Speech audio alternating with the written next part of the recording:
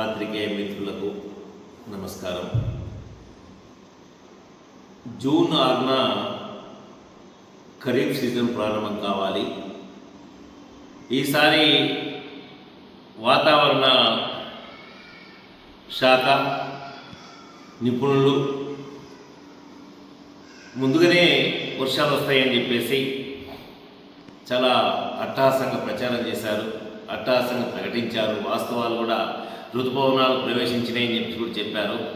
కానీ జూన్ మాసం అంతా కూడా వర్షాలు లేకపోవడంతో సుమారుగా రాష్ట్ర వ్యాపితంగా 20 జిల్లాల్లో సుమారుగా 297 మండలాలపైన దీని ప్రభావం పడిందనే విషయాన్ని మనం గుర్తుంచుకోవాల్సిన అవసరం ఉంది. సకాలంలో వర్షాలు వస్తాయని నమ్మి వ్యవసాయ పనులన్నింటి కూడా సిద్ధమయ్యారు. అదే సమయంలో రాష్ట్ర కేంద్ర ప్రభుత్వాలు, ముఖ్యంగా తెలంగాణ ముఖ్యమంత్రి రేవంత్ రెడ్డి బీజేపీతో మ్యూచువల్ అండర్స్టాండింగ్తో నడుస్తున్నా అని చెప్పేసి కొన్ని అనుమానాలు రాక తప్పట్లేదు వ్యవసాయ రంగం పట్ల అని చెప్పేసి నేను గుర్తు చేస్తాను. ఎందుకంటే ఏప్రిల్ నుంచి జూన్ వరకు ఈ రాష్ట్రంలో జూన్ చివరి వరకు వ్యవసాయ పనులు ఉధృతంగా సాగుతాయి. దాదాపుగా 5 లక్షల మెట్రిక్ టన్నులు యూరియా, డిఏపి ఈ రాష్ట్ర వ్యవసాయానికి అవసరం ఉంది. కానీ కేంద్రం నుంచి సప్లై చేయాల్సిన 5 లక్షల మెట్రిక్ టన్నులకు బదులుగా 3,70,000 మెట్రిక్ టన్నులు సప్లై చేశారు. దాదాపు 1,50,000 మెట్రిక్ టన్నులు కొరత ఉంది అనేది మనకు ఇక్కడ లెక్కలు కనబడతా ఉన్నాయి. మనకు గ్రామ స్థాయిలో, ముఖ్యంగా క్షేత్రస్థాయిలో ఒక పాస్బుక్ తీసుకెళ్తే కొన్ని సహకార సంఘాల్లో 2 బ్యాగులు 3 బ్యాగులు దానికి 4 లోడ్లు వస్తే దాదాపుగా చెప్పులు లైన్లో పెట్టడము, బ్యాగులు లైన్లో పెట్టడము, కొట్టుకోవడాలు, తెచ్చుకోవడాలు అన్నీ కూడా జరిగినాయి. గతంలో కూడా అనేకం జరిగినాయి. పైరవీకారులు లోడ్లకు లోడ్లు తీసుకుపోతా ఉన్నారు. మరి ఒకవైపు మేము కేంద్రం పైన యుద్ధం చేస్తాం, ఈ బీజేపీ రైతు వ్యతిరేక ప్రభుత్వం అని చెప్తుంది, అయ్యా బాంచని చెప్పేసి అడుక్కోపోతున్నాం. నడ్డా దగ్గరికి పోయి అయ్యా ఏమయ్యా అని చెప్పేసి నేనేమంటున్నా, రేవంత్ రెడ్డి గారు నిజంగా మీకు వ్యవసాయ రంగం పైన రైతును ఆదుకోవాలని చెప్పేసి ఉంటే కపట ప్రేమ లేకుండా రైతులతో కలిసి యుద్ధం చేద్దాం కేంద్ర ప్రభుత్వం పైన. మీ చిత్తశుద్ధి చూపించండి, పైకి ఒకటి లోపలి కూడా మాట్లాడకండి. అట్లాగే రాష్ట్ర బడ్జెట్లో 1,300 కోట్ల రూపాయలని రైతు బీమాకు కేటాయించావు, ఇప్పటికీ టెండర్స్ పిలవలేదు. అంటే ఈ వర్షాకాలం అంతా కూడా, ఈ సీజన్ ఖరీఫ్ సీజన్ అంతా కూడా ఈ పంటల బీమా ఉందా అని చెప్పేసి అడుగుతా ఉన్నాం.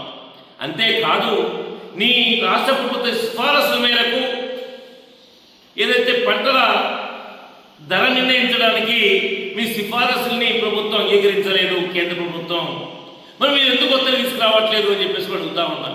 అందుకనే ఈరోజు మేము ముఖ్యంగా కేంద్ర ప్రభుత్వం రైతు వ్యతిరేక విధానాలకు పాల్పడుతూ ఆదాని అంబానీలకు వ్యవసాయాన్ని ఒప్పజెప్పుదామని చెప్పేసి సిద్ధపడతా ఉంది. మరి దానికి మీరు పరోక్షంగా ఉపయోగపడకండి, కలిసి మనం ఫైట్ చేద్దాం అని చెప్పేసి కోరుతూ యూరియాకున్న ఏదైతే 1,300 రూపాయలు సబ్సిడీ ఉందో ఆ సబ్సిడీకి మంగళం పాడదామని చెప్పి కేంద్రం ప్రయత్నం చేస్తూ ఉంది. దానికి రాజకీయాలకు అతీతంగా అందరూ కలిసి రావాలి, సబ్సిడీ కాపాడుకోవాలి, మనకు కావాల్సినంత యూరియాను కూడా సాధించుకోవాలి, విత్తనాల సబ్సిడీ తీసుకోవాలి. విత్తనాల కంపెనీలు ఇవాళ నిన్నగాక మొన్న చూసాం, ఎరువుల షాపుల వాళ్ళు నకిలీ మందులు అమ్మడం వల్ల కమ్మరిపల్లిలో సోయా పంట అంతా కూడా నాశనమైంది. గడ్డి సావలేదు కానీ పంట మాత్రం సచ్చింది. అలాంటి వాళ్ళపైన తూతు మంత్రంగా ఎంక్వైరీ చేస్తున్నాం, లేకపోతే రైతులకు డబ్బులు ఇస్తామని కాదు, ఖచ్చితంగా అటువంటి వ్యాపారులపైన శిక్ష చేయాలి, వాళ్ళపైన క్రిమినల్ కేసులు పెట్టాలని చెప్పి డిమాండ్ చేస్తూ యూరియా మాత్రం ఈరోజు కొరత లేకుండా సప్లై చేయాలని చెప్పేసి అఖిల భారత ఐక్య రైతు సంఘం డిమాండ్ చేస్తుంది. మిత్రులారా, ఒక దిక్కేమో యూరియా కొరత లేదు, సమృద్ధిగా దొరుకుతున్నదని చెప్పి ఇక్కడ రైతాంగ రైతాంగాన్ని ప్రజల్ని నమ్మిస్తున్నారు. మరొక దిక్కేమో గతంలో మాకు కేటాయించిన కోటా ప్రకారం మీరు ఇస్తలేరు, తక్కువ ఇస్తున్నారు, వెంటనే మంజూరు చేయండి అని చెప్పి కేంద్ర మంత్రుల దగ్గరికి పోయి విన్నపాలు చేస్తున్నారు. అంటే ఉన్నట్లా లేనట్లా, ప్రజల్ని మభ్యపెడుతున్నట్లా, మోసం చేస్తున్నట్లా లేదా? కాబట్టి ఇవన్నీ మాటలు కాదు, చేతలలో మీరు చూపించండి.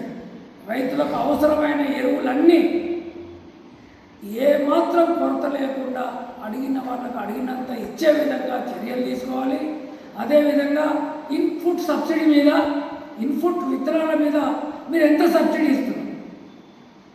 ఎందుకంటే గతంలో పెద్ద పెద్ద మాటలు చెప్పిన మీరు, మరి ఇవాళ ఆ పరిస్థితి ఎందుకు వస్తలేదు? అసలు ఇచ్చే సబ్సిడీలను ఎందుకు తగ్గిస్తున్నారు? గతంలో రైతులకు బీమా ఇస్తున్నామన్నారు, లేదు పంటల బీమా పెడుతున్నామన్నారు, వచ్చే పంట నుంచే మొదలు పెడుతున్నామంటున్నారు.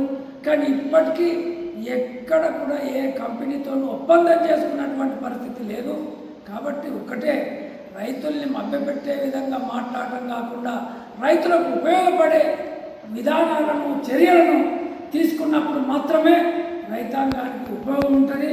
లేకపోతే గతంలో చంద్రశేఖరరావు గారు ఏ పద్ధతులనైతే వాళ్ళకు అనుకూలంగా ఉన్న వాళ్ళకే సబ్సిడీలు ఇచ్చి యంత్రలక్ష్మి పేరుతోని అన్ని రకాల యంత్రాలను వాళ్ళ మనుషులకే ఇచ్చుకున్నారు తప్ప నిజమైన అరువులకు ఇవ్వలేదు. మీరు కూడా మొత్తం అన్ని రకాల యంత్ర సామాగ్రి మీద, రైతులకు ఉపయోగపడే యంత్రాల మీద సబ్సిడీ ఇచ్చి, సబ్సిడీతో పాటు రైతాంగానికి అందజేస్తే ఖచ్చితంగా రైతులు బాగుపడడానికి అవకాశం ఉంటుంది. అలాంటి పరిస్థితిని తీసుకురావాలని రాష్ట్ర ప్రభుత్వాన్ని మేము డిమాండ్ చేస్తాం.